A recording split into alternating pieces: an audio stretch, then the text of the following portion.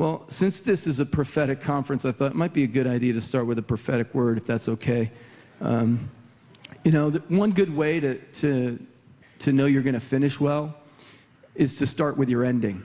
So I thought, I had this prophetic word that the Lord gave me, and I thought, I'll end with this. And the Lord said, no, why don't you start with that? At least you'll be guaranteed to start pretty good, and we'll see what the rest goes. So like, okay, that's good.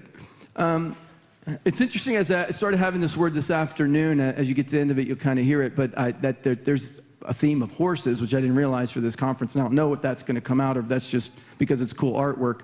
But this is what I heard the Lord say.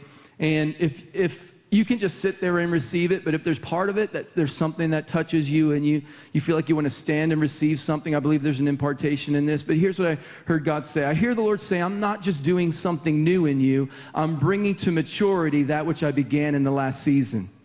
Some of you grew weary in well-doing, but I am renewing your youth like the eagle and redeeming the time for you.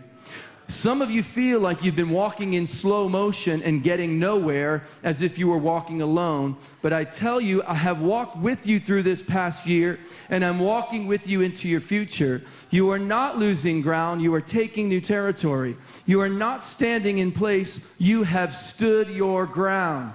You are not wasting time. I am restoring the years that have been lost. For just as my people walked 13 times around a wall without a sound and without seeming progress, 2013 has been a year of walking with me even when you thought you were alone, worshiping me even though you did not feel me, taking new territory even when you felt you were standing still.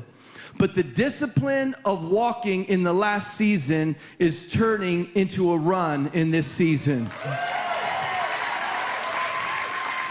The shuffled steps of the past are turning into the sprint of today.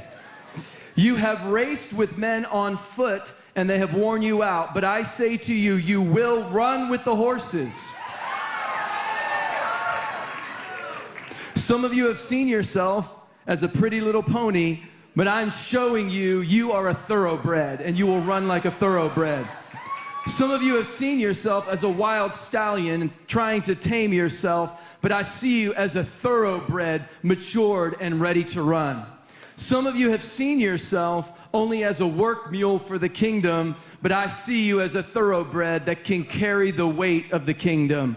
Some of you feel as if you've been put out to pasture, but I have prepared you to run.